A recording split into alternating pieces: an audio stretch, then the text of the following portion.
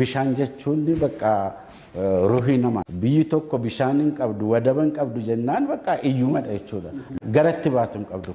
Kanaaf bishaan dhabuu jechuun wadaba dhabuu jechuudha. Yoo asabiif mitsuwaa hin qabannu ta'ee yoo ergi isaan deemanii booddee markabni biyya alaa markabni biyya keetii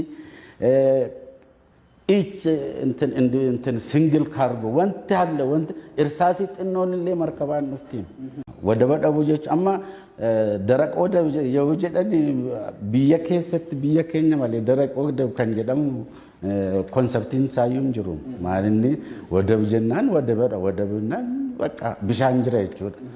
Markabni tokko nadaajii meetira kubii 300 ol baata. Kun maal jechuudha? Yoo markabni dhufee wadaba keetti sii buusu bu'aan kee baay'ee guddaadha jechuudha.